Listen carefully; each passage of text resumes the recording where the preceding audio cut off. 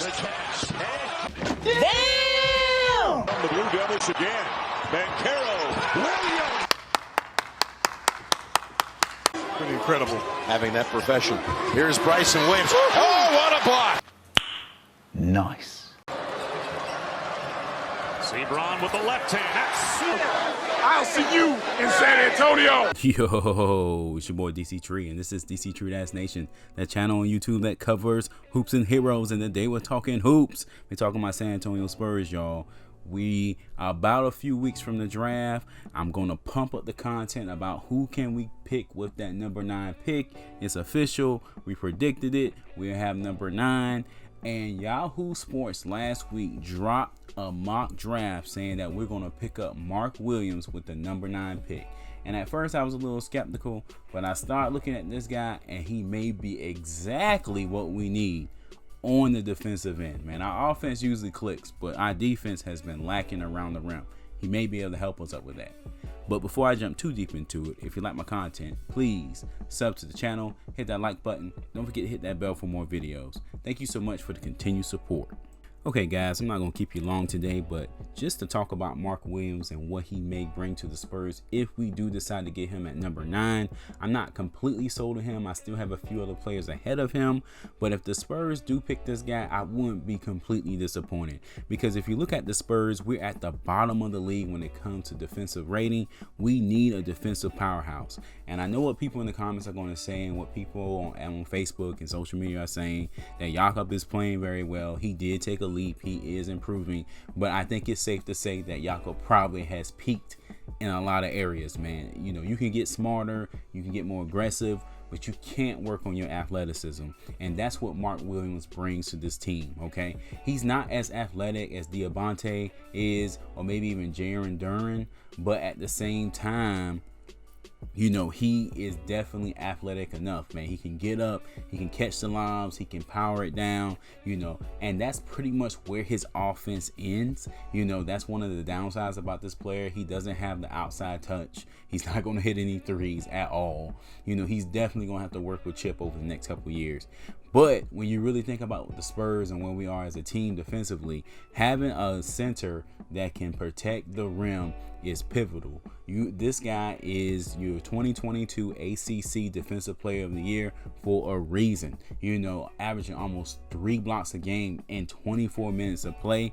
He has the athleticism, he has the will, he has the tenacity. He makes people think twice. You know, Jakob doesn't quite do that. Jakob did average about 1.7 blocks per game, which is pretty darn good for him, but he didn't have that intimidating factor, that athleticism that makes players think twice. Remember, we just got torched by the New Orleans Pelicans in the play-in. They were going straight to the cup with no fear, and I feel like if we have a guy like Mark Williams, he can strike fear in the hearts of those who do evil.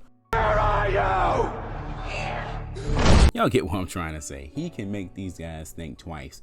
And even on the offensive end, which he is very limited, I'm willing to admit that, you know, just having him as a lob threat really frees up the floor, man. No one wants to get dunked on. I think about the LA Clippers back in the day with DeAndre Jordan and Blake Griffin.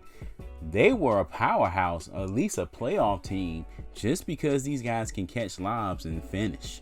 You know, so don't underestimate that power, you know, especially when that same player is giving us something on the defensive end that is intangible and something that we desperately need. The offense is going to come. Murray's going to get better, you know, Vassell's going to get better. Other players are going to step up. Primo's going to get better. So offensively, I think we may be straight, even though I feel like we should definitely get some offensive help somewhere else in the first round. But I wouldn't be shocked or dismayed if we do spend our number 9 pick on a defensive powerhouse. We need a defensive player badly, and Mark Williams, he answers that call, and he answers that call well.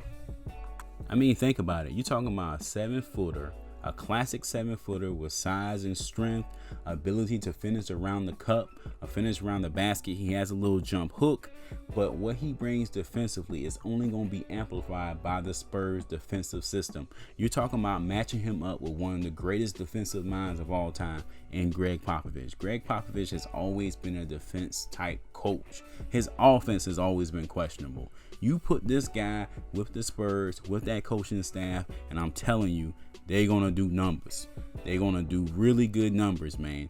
I think we may have a winner, you know, maybe not over Keegan Murray if he's still available at 9, Jaren Duren if he's available at 9. But this guy, man, I like this guy, man, because we desperately need that defensive presence on the inside. And I know there's a lot of Spurs fans out here that have a soft spot for Jakob. And I got to admit, I see why you have that soft spot for him, because he did improve, man. I was pretty much ready to write this guy off before last season. I was willing to trade this guy, and he turned the corner, definitely. This doesn't mean we just have to get rid of Jakob or cut Jakob or trade Jakob. Now, other teams have shown interest, so I wouldn't be surprised if he did get traded, if Mark Williams worked out. But it doesn't mean he's immediately gone. You know, we do have a bench, and having Jakob come off the bench could be very big for us. You get what I'm saying? Because he is a serviceable big man. He is a starter in this league. He's just not probably the best starter for us, since we are a young team trying to get over that hump of the playoffs. We need someone more athletic. The league is changing, y'all. Everyone's athletic. Everyone's a high flyer. You have to have athleticism. You have to meet athleticism with athleticism. And Jakob, Lord knows he does his best and he's doing good. But how many times have we scratched our head when he's not dunking the damn ball? Like, dunk that ball. Don't try to lay it up. You're not going to have that problem with this kid, Williams. If you was looking at the intro, you are not going to have that problem. You throw it up, he's going to go get it and put it down. All right, guys, that's it for this one. Let me know in the comment section, do you believe in Mark Williams? Don't get me wrong, I do have other players ahead of him, but I gotta tell you, man, I love the fact that he was the defensive player of the year. I love the fact that he's a go-getter, that he can block shots. We really need that. Let me know how you feel about this guy. Check out the other videos in the channel, and I will catch you in the next one. Peace.